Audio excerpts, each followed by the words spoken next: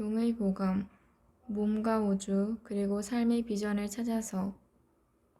고미숙 지음. 5장. 몸, 타자들의 공동체, 꿈에서 똥까지. 정화 스님에 따르면 종교란 으뜸가는 가르침이란 뜻이다. 그런데 큰 가르침이란 두 가지를 축으로 삼는다. 하나는 낯선 삶과의 마주침, 또 다른 하나는 존재에 대한 위대한 긍정. 낯설다는 건 지금 나의 동일성을 깨는 타자들을 의미한다. 그건 구체적인 대상일 수도 있고, 사건일 수도 있고, 또 시간의 흐름일 수도 있다. 그것들과의 마주침을 통해서 현재의 상태로부터 벗어나게 될 때, 그때 비로소 차이의 학년이 시작된다. 차이가 곧 생명력이다. 그래서 차이 속으로 들어가야만 비로소 존재에 대한 긍정이 가능해진다. 차이가 기존 표상의 낡은 틀을 깨는 것이라면 그 과정을 통해 자신의 우주적 연기 조건을 보게 되는데, 이것이 곧 깨달음이다. 그리고 그 속에서만이 자기 자신의 존재성을 온전히 긍정할 수 있는 힘이 나온다. 너무 고매한가? 하지만 그 첫 스텝은 아주 단순하다. 타자와의 마주침. 그런데 타자는 바깥에만 있지 않다. 내 안에도 있다. 아니, 있는 정도가 아니라 너무 많다. 대중가요 노랫말에도 있듯이 내 안에 나가 아닌 내가 너무나도 많아. 이 타자들이 없이는 내 생명 자체가 영이 되지 않는다. 내경편의 중심은 생명의 토대에 해당하는 정기신과 그 구체적 표현 형식인 오장육부다. 그런데 그와 더불어 이것들 사이에 존재하는 타자들 또한 놓치지 않는다. 이 낯선 존재들이 있음으로써 내가 있는 것이므로. 내 몸은 나의 것이 아니다. 먼저 내경편의 구성을 전체적으로 살펴보자. 내경편 1권, 신영, 정, 기, 신. 내경편 2권, 혈, 몽, 성음, 언어, 진액, 담음. 내경편 3권, 오장육부, 간장, 심장, 비장, 폐장, 신장, 담부, 위부, 소장부, 대장부, 방광부, 삼초부, 포, 충. 내경편 4권, 소변, 대변. 신형에서 정기신으로 이어지는 1권은 충분히 이해가 간다. 헌데 그 다음이 좀 의아하다. 정기신의 생리현상이 혈이라는 점에서 정기신과 혈은 한 통속이다. 기혈이라는 단어가 말해주듯이 기와 혈은 분리되지 않는다. 혈은 물과 같고 기는 바람과 같다. 바람이 물 위로 부는 것이 혈과 기의 모습이다. 내경편 혈 122조. 진액과 담음 역시 혈의 또 다른 변주에 해당한다. 뼈를 적셔서 관절을 움직이게 하고 윤기를 퍼뜨려 내수를 보호하며 피부를 윤택하게 한다. 말하자면 몸 전체의 신진대사를 담당하는 것이 진액이라면 이 진액이 제대로 순환하지 못해서 뭉치고 막히면 그것을 일러 담음이라고 한다. 담은 끈적하고 탁한 것, 음은 맑고 투명한 것. 언급했듯이 10가지 병 중에 9이 담이라는 뜻의 10병 9담이라는 사자성어가 있을 정도로 담음은 만병의 근원이다. 결국 혈, 진액, 담음은 서로 하나의 계열이라고 할 수 있다. 그렇다면 몽, 성음, 언어는 대체 뭔가? 꿈과 목소리, 그리고 말이라니. 푸코를 경탄하게 했던 보르헤스의 분류법처럼 갑자기 분리의 범주를 건너뛰는 느낌이다. 분명 몸 안의 풍경이긴 한데 그렇게 생각해본 적이 없는 것들이다. 상권도 마찬가지다. 여기서도 오장육부가 다 배열된 다음에 포와 충이 덧붙여 있다. 포, 자궁은 여성에게만 있는 기관이니까 별도로 다루었다고 치더라도 충은 또 뭔가. 오장육부와 벌레가 같은 급이라고? 기분은 좀 거시기 하지만 부인할 도리는 없다. 분명 몸 안에 있는 것은 틀림없으니까. 아니, 있는 정도가 아니라 어마어마한 숫자로 존재한다. 세포 안에도 있고 장부에도 있고 혈액과 림프절에도 있고 내 수에도 있다. 충이 없는 곳을 찾기란 불가능하다. 아, 그러면 이것들이 내 몸의 주인인 셈인가? 대략 난감. 난감한 건 사건도 마찬가지다. 소변, 대변이 전부다. 허참. 생명의 근원적 활동을 다루는 내경편에 대단원이 오줌과 똥이라니. 몸과 성음, 언어, 그리고 충과 똥 오줌. 이렇게 배열해 놓으니 더더욱 난감해 보인다. 도무지 일관성도 없고 공통점도 없어 보인다. 여기서도 역시 분류의 동일성이 깨지는 경험을 하게 된다. 그런 점에서 이들은 타자들이다. 내 안에 있지만 나의 일부라고 생각해 본 적이 없을 뿐더러 그렇게 생각하기 싫은 존재들이란 점에서 그렇다. 즉 낯설 뿐 아니라 그 존재성 자체를 인정하기 다소 불편하다는 점에서 일종의 하위 주체들이다. 동의보감의 탁월함은 바로 이런 대상들을 과감하게 내경편에 포함시켰다는 데 있다. 이것들은 분명 내 몸 안의 풍경이다. 하지만 그 위생학적 좌표는 불분명하다. 꿈은 어디에 있는가? 내외에 있는가? 아니면 마음에 있는가? 성음과 언어 또한 그렇다.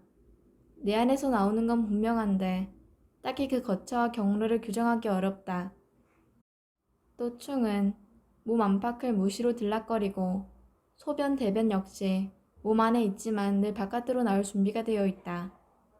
요컨대 이 타자들은 안과 밖, 그 사이 혹은 경계에 존재한다.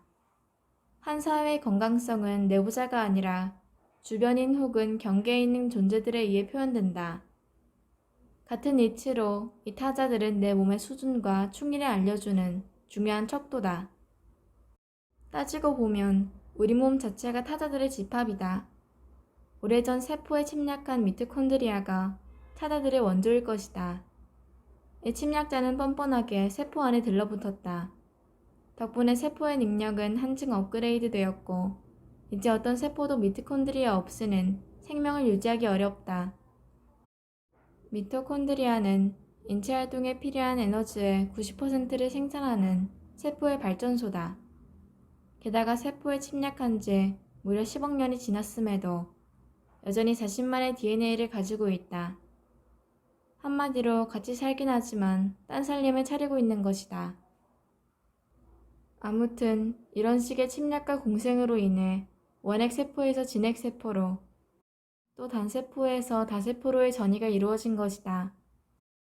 이처럼 생명의 역사란 타자들과의 대결과 동거, 접속과 변이의 과정의 다름 아니다. 그런 점에서 내 안에 무수한 타자들이 있다는 건 지극히 당연할 뿐더러 그것 자체가 나의 생명력이자 토대이기도 하다. 질병에 대해서도 이런 식의 사유가 가능하다. 오늘날 인체의 기능은 수백만 년 동안 감염인자와 주고받은 상호작용과 직접 연관되어 있다. 감각에서 외모, 혈액 화학작용에 이르기까지 인간의 모든 것은 질병에 대한 진화 반응에 의하여 형성되었다. 심지어 성적 매력까지 질병과 관련이 있다. 성적 매력을 느끼는 사람의 향기는 왜 그렇게 매혹적일까? 그것은 그 사람과 나의 면역 시스템이 다르다는 표시이다.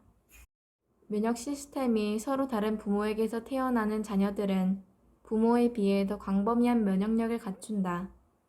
샤론 모알렘, 아파야 산다. 130쪽. 요컨대 핵심은 미토콘드리아건 질병이건 모든 전제의 생명력은 타자들과의 관계 속에서 표현된다는 사실이다. 관계가 존재에 선행한다. 그런데 내가 알지도 못하고 통제할 수도 없는 것들로 가득하다면 내 몸은 과연 나의 것일까? 내 몸을 곧 나라고 할 때 그 나에게는 이런 것들이 포함되는가? 아닌가? 포함시키자니 정체를 모르는 놈들 뿐이고 떼버리자니 목숨이 위태롭다. 결국 내 몸은 나의 것이 아니다. 내 몸인데 나의 것이 아니라니 선문답이 따로 없다. 이것만 잘 공부해도 인생에 대한 큰 깨달음에 도달할 수 있을지도 모를 일이다. 꿈은 사라져야 한다. 꿈은 아름답다. 꿈은 이루어진다. 꿈꾸지 않으면 청춘이 아니다 등등 귀에 못이 박히도록 듣는 말이다. 이때 꿈이란 미래에 대한 희망이란 뜻일 터이다. 그래도 희망은 있다. 어떤 상황에서도 희망의 끈을 놓지 말아라. You can do it. 등의 말을 듣기엔 그럴싸하지만 곰곰이 따져보면 그렇지도 않다. 희망은 미래에 속한 것이다. 따라서 미래에 내가 이루어야 할, 도달해야 할 어떤 목표를 기준으로 지금의 나를 보는 것인데 이는 매우 위태로운 일이다. 현재를 오로지 가도기적 단계로 보게 된다는 점에서 그렇다. 다시 말해, 지금 여기는 늘 뭔가를 위한 수단에 불과하게 된다. 그럴 경우 꿈을 이루지 못하면 자신에 대한 비하감이 더욱 커질 것이고, 설령 이룬다고 해도 그 다음엔 또 다른 꿈을 향해 달려가야 한다는 강박에 시달리게 된다. 결국 한 번도 지금 여기를 살아보지 못한 채 삶의 무한 지연을 경험하게 될 수도 있다. 양생술의 관점에서 보면 아주 저급한 인생이다. 아무튼 이것이 꿈에 대한 통념적 표상이라면 트로이트가 말하는 꿈은 무의식의 표현이다. 내 안에 잠복한 혹은 억압된 콤플렉스가 꿈을 통해 표현된다는 뜻이다. 대개는 유년기에 입은 섹슈얼리티와 관련된 상흔들이다. 엄마랑 자고 싶어. 그런데 아빠가 너무 무서워. 이것이 그 유명한 오디푸스의 콤플렉스다. 이 욕망은 영원히 해소될 수 없는 결핍이다. 그래서 무의식의 창고에 꽁꽁 억눌려 있다가 꿈을 통해 계속 다양한 방식으로 이미지를 투사한다는 것이다. 이렇듯 우리에게 꿈이란 미래에 대한 망상이거나 아니면 성적 충동에 잠복해 있는 무의식적 기제다. 어느 쪽이건 꿈을 꾼다는 게 그다지 바람직한 일은 아니다. 동의보감이 꿈을 다루는 방식은 그에 비해 아주 쿨하다. 먼저 꿈은 뇌파의 작용이 아니다. 물론 뇌파에 신호가 오긴 하지만 그 출발지는 어디까지나 오장육부다. 오장육부의 7정이 다 결합되어 있다고 보았듯이 꿈 역시 그것의 표현일 뿐이다. 또 유년기의 트라우마 같은 건 없다. 지금 내가 어떤 상태인지를 보여줄 뿐이다. 성욕의 억압도 마찬가지다. 억압이건 항진이건 그건 어디까지나 지금 내 몸의 기운의 배치를 보여주는 것이지 흘러간 과거의 잔영 따위가 아니다. 꿈은 모두 혼백이 사물에 작용하여 생기는 것이다. 또 몸이 사물을 만나면 일이 생기고 신이 사물을 만나면 꿈이 된다. 즉 혼백이나 의식이 외부와 마주치는 방식이라는 것이다. 심장이 실하면 걱정하거나 놀라거나 괴이한 일에 대한 꿈을 꾼다. 허하면 혼백이 날아다니고 어지러운 꿈을 많이 꾼다. 내경편 몽 151쪽 요컨대 사기가 안으로 흘러오면 오장으로 흘러들게 되고 그 다음엔 혼백과 함께 정처 없이 떠돌기 때문에 꿈을 꾸게 된다는 것이다. 꿈의 내용 역시 사기의 정체에 따라 달라진다. 음기가 왕성하면 물을 건너는 꿈을, 양기가 왕성하면 큰 불이 타오르는 꿈을 꾼다. 물이 음기를, 불이 양기를 대표하는 사물이기 때문이다. 꿈을 다루는 몽 부분에 처음 등장하는 처방이 별리선이다. 별리란 이별의 다른 표현인데 그럼 이별하게 하는 약이란 말인가? 그렇다. 심장에 바람이 들어 남자가 꿈에서 여자를 보고 여자가 꿈에서 남자를 보는 것을 치료한다. 같은 쪽. 다시 꿈에서 만나지 말라고 별리라고 한 것이다. 이것이야말로 우리 시대에 꼭 필요한 처방이라는 생각이 든다. 모르긴 해도 이런 병증에 시달리는 천촌들이 정말 많을 것이다. 사방팔방에서 섹시하보와 포르노가 넘쳐나는데 꿈에 어른거리지 않고 베길 것인가? 동의보감식으로 말하면 심장에 바람이 들 수밖에 없다. 그럼 사랑하는 연인에 대한 꿈은 어떤가? 그건 역시 마찬가지다. 자꾸 꿈에 등장한다면 그건 사랑의 열정이 아니라 심장에 자기가 침범했다는 증거다. 그 사랑이 진정으로 깊고 넓다면 무엇보다 잠이 편안해야 한다. 이런 식으로 감기가 성하면 성내는 꿈을 꾸고 패기가 성하면 울부짖는 꿈을 꾸며 심기가 성하면 잘 웃고 두려워하는 꿈을 꾸며 비기가 성하면 노래 부르고 몸이 무거워서 움직이지 못하는 꿈을 꾸고, 신기가 상하면 요추가 둘로 끊어져 이어지지 않는 꿈을 꾼다. 다음 장에서 본격적으로 다루겠지만 여기 등장하는 각각의 양상들은 모두 오장 육부가 지닌 오행적 속성과 연동되어 있다. 예컨대 간은 오행상 목이고 감정으로 화내는 것, 패는 금이고 슬퍼하는 것, 심장은 화이고 감정으로는 잘 웃는 것 등등 위에 묘사한 꿈들도 그 연장선상에 있다. 꿈에 나타나는 형상들 역시 마찬가지다.